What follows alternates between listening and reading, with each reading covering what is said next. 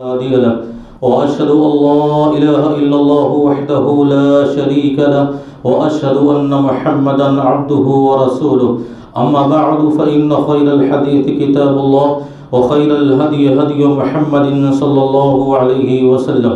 وشر الأمور محدثاتها وكل محدثة بدعة وكل بدعة ضلالة وكل ضلالة في النار. فأعوذ بالله السميع العليم من الشيطان الرجيم. بسم الله الرحمن الرحيم. يا أيها الذين آمنوا اتقوا الله حق تقاته ولا تموتن إلا وأنتم مسلمون. يا أيها الناس اتقوا ربكم الذي خلقكم من نفس واحدة وخلق منها زوجها وبث منهما رجالا كثيرا ونساء واتقوا الله الذي تساءلون به والأرحام إن الله كان عليكم رقيبا. يا أيها الذين آمنوا اتقوا الله وقولوا قولا سديدا يصلح لكم أعمالكم ويغفر لكم ذنوبكم ومن يطع الله ورسوله فقد فاز فوزا عظيما. وقال الله عز وجل اليوم أكملت لكم دينكم وأتممت عليكم نعمتي ورضيت لكم الإسلام دينا. سب سے پہلے تمام قسم کی حمد و ثنا بڑائی کبریائی اور بزرگی وہ صلی اللہ عز و جل کے لیے لائق و زیبا ہے جس نے ہمیں اور آپ کو اس دنیا میں پیدا فرمایا. بے شمار درود و سلام نازل ہو تمام نبیوں پیغمبروں اور رسولوں پر، خصوصاً تاجدار مکی و مدنی احمد مصطفیٰ محمد مصطفیٰ صلی اللہ علیہ وسلم پر. حضرات، حال ہی میں مسلمانوں نے حج، عمرے اور قربانی جیسی عبادتوں کو انجام دیا ہے. اللہ سب کی عبادتوں کو قبول فرمائے، آمین. اسی زنجیر کی ایک اور کڑی باقی رہ گئی تھی جو آج کے خطبہ جمعہ میں انشاءاللہ آپ کے سامنے بیان کرنے کی کوشش کروں گا، اور وہ ہے خطبہ حجۃ الوداع. یعنی حج فرض ہونے کے بعد پیارے نبی صلی اللہ علیہ وسلم نے اپنے صحابہ کے ساتھ اپنی زندگی کا جو پہلا اور آخری حج کیا تھا، اس حج کے دوران آپ نے بہت سارے خطبے دیے تھے، بہت ساری نصیحتیں کی تھیں اور بہت ساری ایسی وصیتیں کی تھیں امت کے لیے جو 23 سالہ نبوی زندگی کا ایک خلاصہ تھی. وہ نصیحتیں 23 سالہ نبوی زندگی کا ایک نچوڑ تھا. وہ خطبہ بہت ساری اہم باتیں اس میں بتلائی گئی تھیں. اور آپ سبھی جانتے ہیں کہ ہر انسان، ہر آدمی جب اس کے پاس کوئی ایسی نشانی آ جائے، کچھ ایسی علامتیں آ جائے جس سے اس کو یہ احساس ہو چلے کہ اب وہ اس دنیا سے رخصت ہونے والا ہے، اب وہ اس دنیا سے جانے والا ہے، اب وہ موت کی آغوش میں آنے والا ہے، ایسی وہ تمام نشانیاں ہمارے اور آپ کے پاس جب آتی ہیں تو ہم اپنے چاہنے والے، خواہ ہماری اپنی اولاد ہو، اپنے بیوی بچے ہوں، اپنے دوست احباب ہوں، اپنے عزیز و اقارب ہوں، اپنے رشتہ دار ہوں، آخری لمحے ان سب کو اپنے قریب بلاتے ہیں اور پھر انہیں ان کے اپنی زندگی کی قیمتی اور اہم وصیتیں اور نصیحتیں کرتے ہیں، یہ سوچ کر کہ میرے چلے جانے کے بعد میرے چاہنے والے سکون اور اطمینان سے زندگی بسر کریں، میرے چلے جانے کے بعد میرے چاہنے والوں پر کوئی مصیبت، کوئی آفت، کوئی تکلیف نہ آنے پائے. اس لیے بہت ساری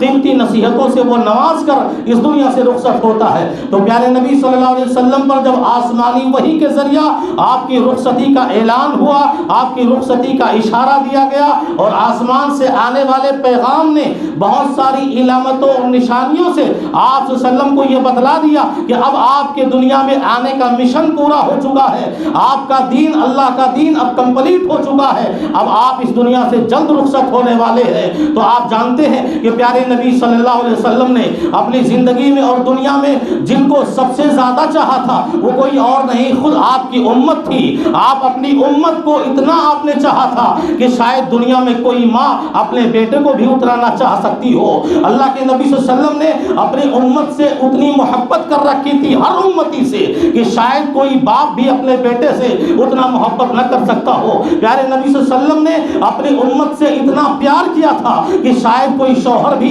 اپنی بیوی سے اس قدر پیار نہ کر پائے. اللہ کے نبی صلی اللہ علیہ وسلم نے اپنی امت سے محبت اور چاہت کا وہ لمحہ بھی دکھایا، اور جب اپنے زبان مبارک سے یہ ارشاد فرمایا کہ اے میرے صحابہ، میری خواہش ہے، میری چاہت اور آرزو ہے کہ میں اپنے بھائیوں کو ذرا اپنی آنکھوں سے دیکھ لیتا، اے کاش میں اپنے بھائیوں کو دیکھ لیتا. دیتا۔ صحابہ کرام کی زبان نے عرض کیا اے اللہ کے نبی نحن اخوانک، کیا ہم آپ کے بھائی نہیں ہیں؟ کیا ہم آپ کے اخوان نہیں ہیں؟ اس وقت پیارے نبی صلی اللہ علیہ وسلم نے فرمایا تھا نہیں، انتم اصحابی، تم تو میرے صحابہ ہو، تم تو میرے ساتھی ہو، تم تو میرے قریب رہنے والے ہو، تم تو میرے 24 گھنٹہ سامنے نظر آنے والے ہو۔ میں اپنے ان بھائیوں کی بات کر رہا ہوں جو میری امت کا ہر فرد قیامت تک پیدا ہونے والا ہے، آنے والا ہے۔ یعنی نبی نے ہمیں اور آپ کو دیکھنے کی اور اب نظر آنے کی اور اپنے آنکھوں سے دیدار کرنے کی خواہش کا اور جو ہے آرزو کا اظہار کیا تھا۔ تو نبی صلی اللہ علیہ وسلم نے بہت محبت کی تھی۔ تو ذرا سوچو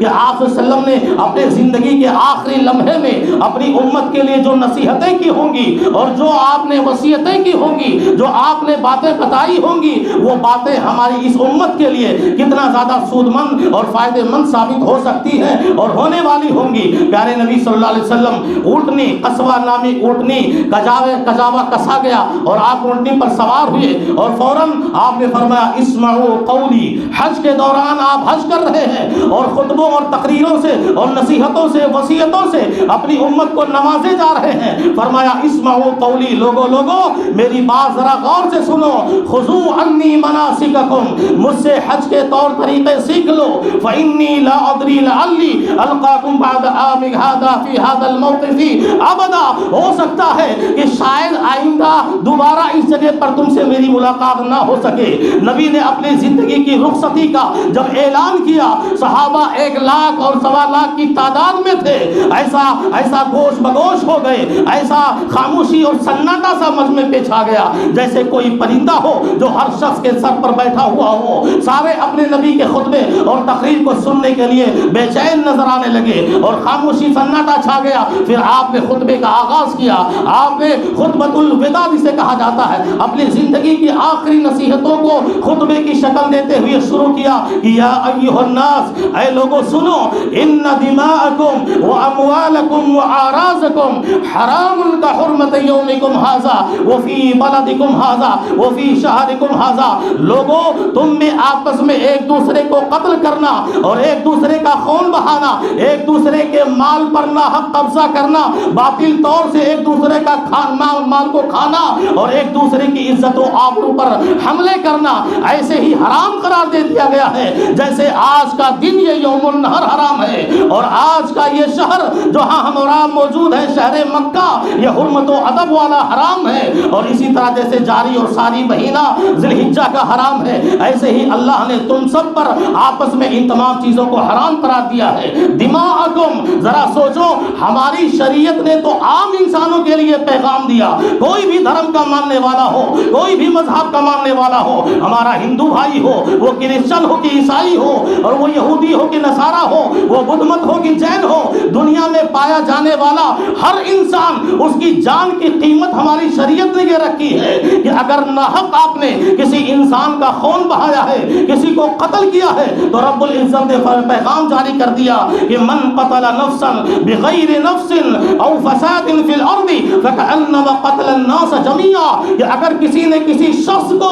ناحق قتل کر دیا ہے تو وہ اس نے ایک انسان کو نہیں بلکہ ساری انسانیت کا اس نے قتل کیا ہے، اور اگر کسی انسان کی جان بچانے کا وہ ذریعہ اور وسیلہ بن گیا ہے تو اللہ نے کہا گویا اس نے ساری انسانیت کی زندگی بچا لی ہے، ساری انسانیت کو جان بخش دی ہے۔ تو ذرا سوچو، یہ عام انسانوں کے لیے پیغام ہے۔ تو جب ایک مومن اور ایک مومن کا قتل کیا جائے گا، ایک مسلمان کا خون بہایا جائے گا، تو کتنا بڑا جرم ہوگا کہ رب العزت نے فرمایا وَمَن يَقْتُلْ مُؤْمِنًا مُتَعَمِّدًا فَجَزَاؤُهُ جَهَنَّمَ خَالِدًا فِيهَا، کہ اگر کوئی شخص اس دنیا میں کلمہ پڑھنے والے مسلمان کا اور مومن کا خون بہاتا ہے تو عام انسانوں کی تو جان کی یہ عظمت ہے کہ پوری انسانیت کی جان لیتا ہے، اور اگر مومن کو قتل کرتا ہے، مسلمان کا خون بہاتا ہے، تو اللہ رب العزت نے فرمایا فَجَزَاؤُهُ جَهَنَّمَ خَالِدًا فِيهَا، اس کے لیے ہمیشہ کی جہنم ہوگی اور اللہ کا اس پر غضب ہوگا، اللہ کی اس پر لعنت ہوگی، اور یہاں سے جانے کے بعد اللہ نے اس شخص کے لیے دردناک عذاب کو تیار کر کے رکھا ہے۔ تو اللہ کے نبی نے فرمایا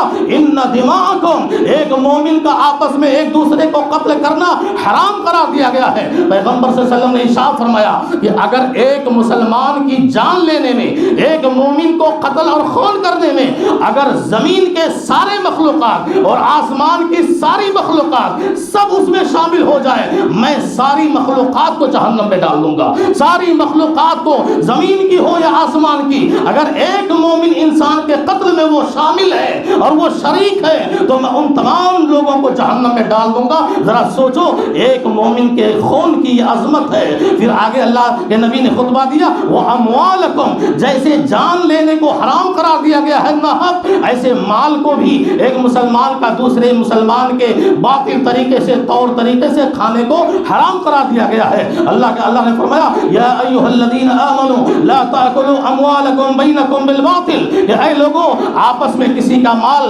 باطل طریقے سے نہ کھاؤ، چوری سے نہ کھاؤ، غصب سے نہ کھاؤ، زنا کا جو ہے زبردستی اور چھین کر غصب سے نہ کھایا کرو، بے ایمانی سے مت کھاؤ، دھوکے سے مت کھاؤ، چاہے وہ تجارت و کاروبار کا معاملہ ہو، 1 روپے کا سکہ بھی اگر آپ کا اس پر حق نہیں ہے اور اپنے بھائی کا کھا رہے ہو، رب العزت نے اسے حرام قرار دیا ہے، پیغمبر نے اسے حرمت والا اور ادب اور عزت والا قرار دیا ہے کہ آپ کھا نہیں سکتے ہو، حرام قرار دے دیا گیا ہے۔ وَأَعْرَاضَكُمْ، اور تم میں آپس میں ایک دوسرے کی عزت اور آبرو کو نیلام کرنے کو اللہ نے حرام قرار دے دیا ہے۔ ذرا سوچو، ایک مسلمان کے لیے اس کی عزت و آبرو پوری زندگی کا قیمتی سرمایہ اور دولت ہوتی ہے۔ کہا جاتا ہے دولت گئی تو کچھ گئی، شہرت گئی تو کچھ گئی، لیکن اگر عزت چلی جائے تو سب کچھ چلی گئی۔ عزت مسلمان کی سب سے بڑی دولت ہوتی ہے۔ پیغمبر نے اپنے آخری خطبے میں اپنی امت کو یہ نصیحت کی، حق نہیں ہے کسی کو کہ وہ کسی مسلمان کی عزت و آبرو کو نیلام کرے، حرام قرار دے دیا گیا ہے۔ اللہ کے نبی صلی اللہ علیہ وسلم ایک مرتبہ خانہ کعبہ میں کھڑے ہوئے تھے اپنے صحابہ کے ساتھ۔ کون سا خانہ کعبہ کہ دنیا کا ہر مسلمان دیدار کے لیے ترس رہا ہوتا ہے، وہاں جانے کے لیے تڑپ رہا ہوتا ہے۔ اس خانہ کعبہ میں کھڑے ہو کر اس مقدس گھر کو آپ نے نظر ڈالتے ہوئے اور خطاب کرتے ہوئے فرمایا، اے کعبہ، اے کعبہ، ما اعظمک، تجھ سے زیادہ عزت و عظمت والا اس دنیا میں کوئی نہیں ہے، تجھ سے زیادہ پیارا کوئی نہیں ہے، نہ میرے نزدیک نہ ہی میرے اللہ کے نزدیک، تو سب سے پیارا ہے۔ لیکن دیکھ، وَلَلْمُؤْمِنُ أَعْظَمُ حُرْمَةً عِنْدَ اللَّهِ مِنْكَ، ایک مومن کی عزت، ایک مسلمان کی عزت تجھ سے بھی زیادہ کہیں اللہ کے نزدیک پیاری ہے، اور تجھ سے زیادہ کہیں اللہ کو زیادہ محبوب ہے۔ خانہ کعبہ سے زیادہ ایک مسلمان کی عزت محبوب ہے اللہ کو، ایک مسلمان کی عزت پیاری ہے اللہ کو۔ ہم کیسے ایک دوسرے کی عزتوں کو نیلام کرتے ہیں، کبھی تہمت لگا دیا، کبھی الزام لگا دیا، کبھی نہ جانے کیا کیا کر کے اپنے بھائیوں کی عزتوں کو برسرے چوراہے پر لا کر اسے جو ہے بیچ ڈالا، ہم نے ان کی عزتوں کا خیال نہیں کیا۔ آپ جانتے ہیں معراج کے واقعے میں جہاں آپ کو جہنم کے بہت سارے عذابات دکھائے گئے، وہیں پر آپ صلی اللہ علیہ وسلم نے دیکھا کہ کچھ لوگ ہیں جن کے ناخن تانبے کے ہیں اور وہ اپنے ناخن سے اپنا ہی چہرہ اور اپنے ہی چہرے کا گوشت نوچ رہے ہیں۔ پیغمبر نے اس بھیانک عذاب کو دیکھا، فرشتوں سے کہا آخر یہ ہے کون لوگ، یہ کون لوگ ہیں جن کو اتنی بھیانک سزا دی جا رہی ہے، اتنا سخت عذاب دیا جا رہا ہے کہ اپنے ہی تانبے کے ناخن سے اپنے ہی چہرے کا گوشت نوچ رہے ہیں۔ فرشتوں نے کہا اللہ کے نبی، یہ وہ لوگ ہیں جو دنیا کے اندر غیبت اور چغلخوری کر کے اپنے مسلمان بھائی کی عزتوں کو نیلام کرتے تھے، آج ان کو اسی کی سزا مل رہی ہے۔ تو ذرا سوچو، یہ 3 خطبہ جس کا تعلق حقوق العباد سے ہے کہ ان دماءکم، تمہارا خون اور تمہارا مال اور تمہاری عزت ایسے ہی دوسروں پر حرام ہے جیسے یہ مکہ شریف حرام ہے اور یہ شہر بلد حرام ہے اور یہ مہینہ حرام ہے۔ اس کے بعد اللہ کے نبی نے فرمایا اول من یخزی یوم القیامت الدم، کہ قیامت کے روز حقوق العباد کے سلسلے میں، بندوں کے آپسی حقوق کے معاملے میں سب سے پہلا جو سوال کیا جائے گا وہ خون کے بارے میں ہوگا، وہ قتل کے بارے میں ہوگا۔ ہم نے خون بہانا بڑا آسان سمجھا ہے، گلیوں میں اپنے بھائیوں کو تلوار مار دیا، گلیوں میں انسانوں کو بلیٹ مار دیا، گلیوں میں انسانوں کا گلا کاٹ دیا۔ ہم نے خون بہانا ایک پانی کی طرح معمولی سمجھ لیا ہے، سستا خون ہو گیا اور بمبئی میں مہنگا پانی ہو چکا ہے۔ خون بہانے والوں کو تڑپنا چاہیے، انہیں ڈرنا چاہیے کہ پیغمبر نے اپنے آخری نصیحت میں، اپنے آخری خطبے میں ان تمام چیزوں کو حرام قرار دے دیا ہے۔ اس کے بعد اللہ کے نبی جناب محمد رسول اللہ صلی اللہ علیہ وسلم نے آگے بڑھ کر دوسرا پوائنٹ بیان کیا، الا کل شیء من امر الجاہلیہ تحت قدمی موضوع کہ لوگوں خبردار ہو جاؤ، زمانے جاہلیت کے جتنے رسوم تھے اور جتنے بدعات و خرافات تھے، اسلام آنے کے بعد میں نے ان تمام اعمال کو اور ان تمام رسوم و بدعات کو اپنے پیروں تلے رونت دیا ہے، یعنی ختم کر دیا ہے۔ اسلام لانے کے بعد اب اگر کوئی جاہلیت کا کوئی رسم سماج میں معاشرے میں ایجاد کرے گا، وہ اللہ کو سب سے زیادہ مقبول ہوگا، سب سے زیادہ ناپسندیدہ ہوگا، اور چاہے وہ بیٹیوں کو زندہ دفن کر دینے کا معاملہ ہو۔ عربوں کے ہاں قبل اسلام سے پہلے آپ بارہا سنتے ہیں، بچیوں بیٹیوں کو زندہ قبر میں درگور کر دیا جاتا تھا، دفن کر دیا جاتا تھا۔ پیغمبر کے اسلام نے لوگوں پر یہ حرام قرار دے دیا کہ اب کوئی بھی اپنی بیٹی زندہ دفن نہیں کر سکتا، اس کو کوئی حق نہیں ہے۔ اللہ نے جس کو جان بخشی ہے، اللہ نے جس کو رحمت بنا کر دنیا میں بھیجنے والا ہے، آپ کو حق نہیں ہے کہ اس کی جان لی جائے۔ وہ قتل کے مشابہ ہے، وہ قتل ہی ہے۔ اور مشابہ کیا؟ آج ذرا دیکھو کتنے ایسے لوگ اس زمین پر ہیں جو بچی باہر نہیں آتی، مشینوں سے الٹرا ساؤنڈ سے پتہ لگا کہ بیٹی ہے ماں کے پیٹ میں، وہی ایبورشن کروا دیتا ہے، وہی ساقط کروا دیتا ہے، وہی گروا دیتا ہے، اور ایک بچی کا قاتل بن جاتا ہے، ایک بچی کو خون کرنے والا بن جاتا ہے۔ اللہ کے نبی صلی اللہ علیہ وسلم نے فرمایا یہ جاہلیت کے رسوم اور یہ جاہلیت کے اعمال تھے، میں نے ان سب کو اپنے قدموں تلے رونت دیا ہے۔ اور سنو اربع من کن فی، میری امت میں 4 قسم کی جاہلیت کے اعمال بہت پائے جائیں گے، اور پایا بھی جاتا ہے، ان سے کوئی شخص بچتا نہیں، حالانکہ بچنا چاہیے۔ پیغمبر نے فرمایا الفخر فی الاحساب والطعن فی النساب والنیاح والاستسقاء بالنجوم، یہ میری امت میں ایسے لوگ بھی آئیں گے جو اپنے خاندان پر غرور کریں گے، اپنے قبیلوں پر فخر کریں گے، ایک دوسرے پر بڑھنے کی کوشش کریں گے، میں فلاں خاندان کا ہوں، میں فلاں خاندان کا ہوں۔ خاندانوں کو لے کر وہ تکبر میں آ جائیں گے، غرور میں آ جائیں گے اپنے حسب و نسب کو لے کر، اور جب بارش ہوگی تو بجائے رب العزت پر ایمان لانے کے وہ کہیں گے فلاں ستاروں کی وجہ سے بارش ہوئی ہے۔ اور اسی طرح کوئی مر جائے گا تو ان پر نوحہ اور ماتم کیا جائے گا، اور محرم کا مہینہ آنے والا ہے وہ سب دیکھیں گے، یہ بیان بعد میں آئے گا۔ اس امت میں یہ وہ 4 جاہلیت کے رسوم موجود ہیں جو انجام دیے جا رہے ہیں۔ پیغمبر صلی اللہ علیہ وسلم نے فرمایا الا کل شیء من امر الجاہلیہ تحت قدمی موضوع، میں نے ان جاہلیت کے سارے اعمال کو اپنے قدموں تلے رونت دیا ہے، اب اس کو کوئی لانے کی کوشش نہ کرے۔ ایک مرتبہ ایسا ہوا کہ حضرت ابو ذر غفاری رضی اللہ تعالی عنہ تھے، انہوں نے حضرت بلال حبشی رضی اللہ تعالیٰ عنہ کو کہہ دیا کسی بات پہ ناراض ہو کے، لڑائی کے بیچ یا گفتگو کے بیچ، مباحثے کے بیچ، کہ کالی کلوٹی ماں کا بیٹا ہو کے مجھ جیسے انسان سے باتیں کرنے آیا ہے، صرف یہی زبان نکلی تھی۔ ابو ذر نے کہہ دیا بلال کو کالے تھے، کہا کالی عورت کا بیٹا تو مجھ سے بات کرنے کے قابل ہے؟ یہ درد اٹھا بلال کے دل میں، پہنچ گئے نبی کے دربار میں، کہا اللہ کے نبی شکایت کے طور پر ابو ذر غفاری نے مجھے ایسا کہا ہے۔ اللہ کے نبی نے حضرت ابو ذر غفاری رضی اللہ تعالیٰ عنہ کو اپنے دربار میں بلایا اور کہا افیک امر الجاہلیہ، کہ ابو ذر غصے میں آ گئے، اللہ کے نبی پورا چہرہ سرخ و لال ہو گیا، کہا ابو ذر کیا بات کہی ہے تم نے؟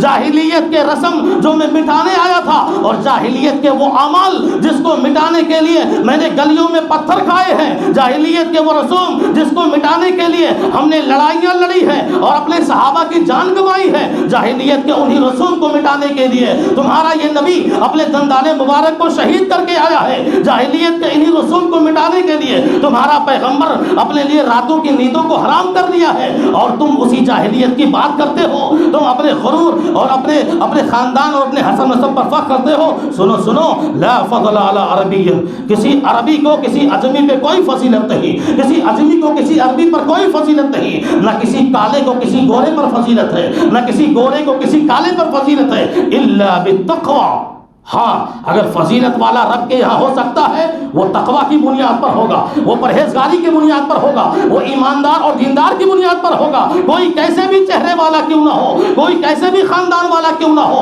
اگر وہ متقی ہے، اگر وہ نیک ہے، اگر وہ صالح ہے، تو درجوں کے اعتبار سے رب العزت کے اندر، رب العزت کے ہاں وہی سب سے آگے ہوگا، اور اسی کو اللہ کے انعامات ملیں گے۔ باقی اور جاہلیت کے سارے رسوم، اسی طرح آپ نے فرمایا کہ سنو جاہلیت کے وہ سودی کاروبار جو آج تک چلے آ رہے تھے،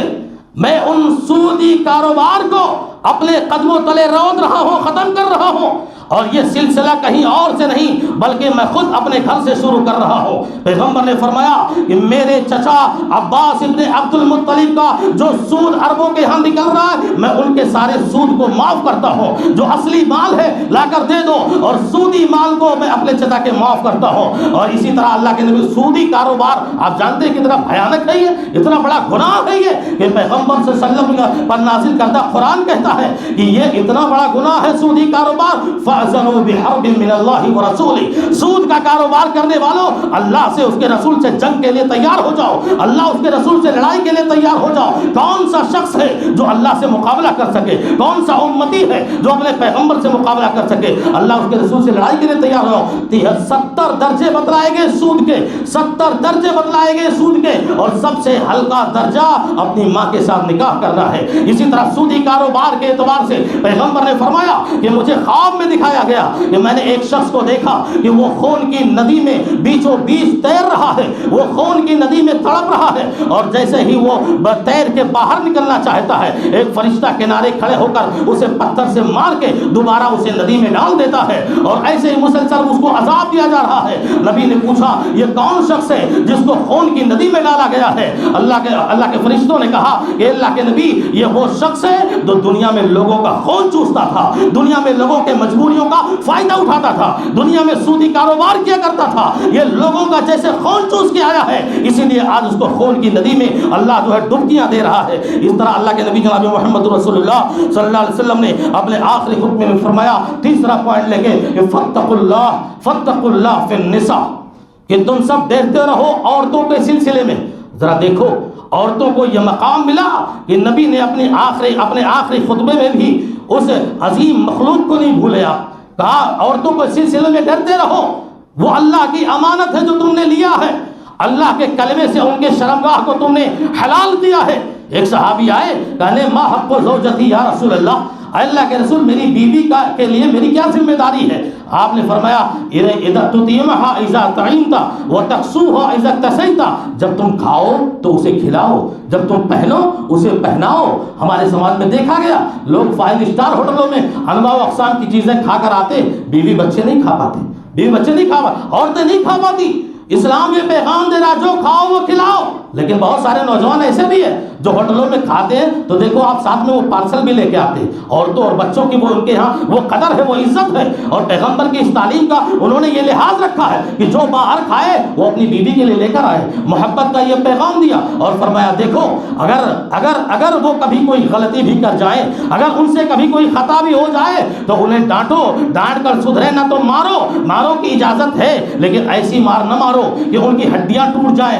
ان کے چہرے پر داغ آ جائے، چہرے پر قطعاً نہ مارو، وہ چہرہ ان کا ملکہ ہوتی ہے، وہ چہرہ ان کا خوبصورتی ہوتی ہے، چہرے پہ نہ مارو، ہلکی مار مارو اگر ضرورت پڑے۔ اور پھر عورتوں کو اسی سلسلے میں فرمایا کہ عورتوں تمہارے لیے ضروری ہے کہ اپنے گھروں میں ایسے شخص کو نہ آنے دو جس سے تمہارا شوہر ناراض ہوتا ہو، تمہارا شوہر ناپسند کرتا ہو، وہ تمہارا کتنا قریبی رشتہ دار کیوں نہ ہو۔ عورتوں تم بھی سنو اور تمہیں بھی غور سے نبی کی تعلیم کو سننا ہوگا، ایسا کوئی بھی شخص اور ایسا کوئی بھی رشتہ دار تمہارے گھر میں نہ آنے پائے جو غیبت اور چغلخوری اور چڑھا بڑھا کے تمہارے گھروں میں نفرت پیدا کرنے والا ہو، تمہارے گھروں میں دشمنی پیدا کرنے والا ہو۔ ایسے شخص کو اپنے گھروں کے قریب نہ آنے دو جس سے تمہارا شوہر ناپسند کرتا ہے۔ اس کے بعد پیغمبر صلی اللہ علیہ وسلم نے تعلیم دیتے ہوئے فرمایا کہ ترکت فیکم امرین لن تضلوا ما تمسکتم بہما کتاب اللہ و سنتی، کہ لوگوں میں تمہارے بیچ 2 چیزیں چھوڑے جا رہا ہوں۔ دیکھو یہ امت سے محبت کا یہ پیغام ہے کہ آخری لمحے امت کی اس قدر اب آپ کو فکر ہے اور امت کے سلسلے میں آپ اس طرح غمزدہ ہیں کہ آپ فرما رہے ہیں کہ میں تو چلا جاؤں گا، میں یہاں سے رخصت ہو جاؤں گا، میں دنیا سے لوٹ کے اللہ سے جا ملوں گا، لیکن دیکھو تمہارے بیچ میں 2 چیزیں چھوڑے جاؤں گا، اگر وہ 2 چیزوں پر تم عمل کرتے رہے، مضبوطی سے اس پر قائم رہے، ان 2 چیزوں کی باتوں کو مانتے رہے، ان 2 چیزوں کے احکام پر عمل کرتے رہے، لن تضلوا، کبھی گمراہ نہیں ہوگے، کبھی ذلیل نہیں ہوگے، کبھی رسوا نہیں ہوگے، کبھی مظلوم نہیں ہوگے، کبھی دنیا تمہیں ستائے گی نہیں، کبھی دنیا تمہیں مارے گی نہیں، اللہ کی بے پناہ رحمتوں کے مستحق قرار پاؤ گے۔ وہ دونوں چیزیں کیا ہے؟ کتاب اللہ و سنتی، اللہ کی کتاب قرآن مجید ہے، قرآن مجید کو ہم نے چھوڑا دنیا میں ذلیل ہو گئے۔ سنتی میری حدیثیں ہیں، میری باتیں ہیں، میرے اقوال ہیں، میرے فرمان ہیں، ان تمام چیزوں کو مسلمانوں نے چھوڑا، ان دو چیزوں سے الگ ہو گئے تو دنیا میں ذلیل ہو گئے، دنیا میں رسوا ہو گئے۔ آج لوگوں کے یہاں پیغام دیا جاتا ہے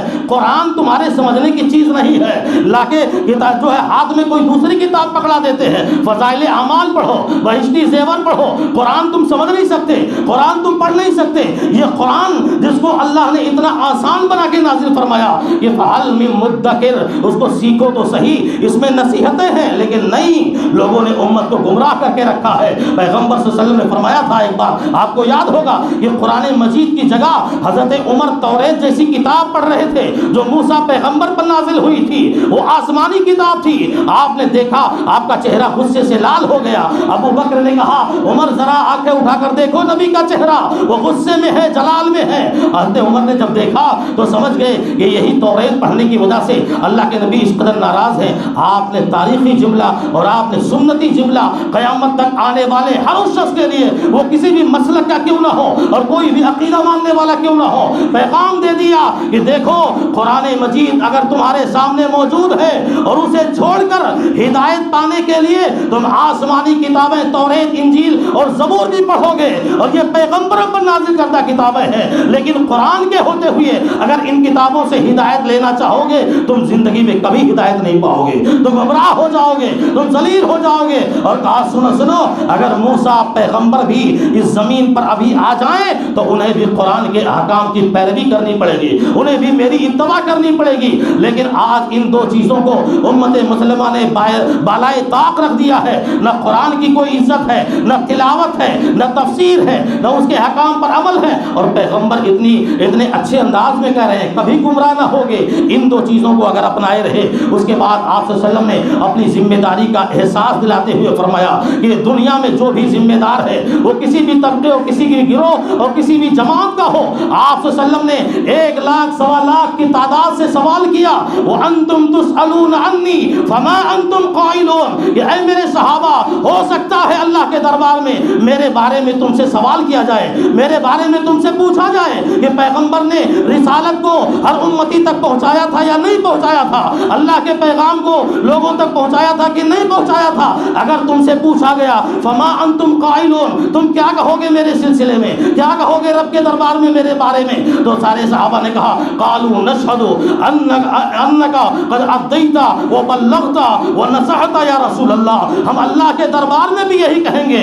کہ پیغمبر نے، اللہ تیرے رسول نے تیرے سارے احکامات کو ہم تک پہنچا دیا ہے، سارے پیغام کو ہم تک پہنچا دیا ہے۔ اور پھر اللہ کے نبی نے اپنے ہاتھ آسمانوں کی جانب اٹھائے اور کہا اللہم اشہد، اللہم اشہد، اے اللہم اشہد، اے اللہ تو گواہ ہو جا، اے اللہ تو گواہ ہو جا، اے اللہ تو گواہ ہو جا، میں نے تیرے پیغام کو، تیری رسالت کو تیرے بندوں تک پہنچا دیا ہے۔ آسمان کی جانب ہاتھ اٹھانے کا مطلب یہ تھا اور امت کو یہ عقیدہ دینا تھا کہ اللہ آسمان میں موجود ہے، الرحمن علی العرش استوى، اللہ 7ویں آسمان پر کرسی پر مستوی ہے۔ اللہ اپنے علم سے، اپنی قدرت سے دنیا کے ذرات میں موجود ہے، اس کا علم ہے، اس کا قبضہ ہے، اس کی قدرت ہے، لیکن اللہ ذات کے اعتبار سے 7ویں آسمان پر موجود ہے۔ اسی لیے اللہ کے نبی نے اپنے ہاتھ کو آسمانوں کی جانب اٹھایا کہ اللہ تو گواہ ہو جا۔ تو یہ وہ مختصر سے خطبات تھے۔ پھر آخری خطبے کے آخری کڑی پر آپ نے فرمایا کہ فاتقوا اللہ ربکم،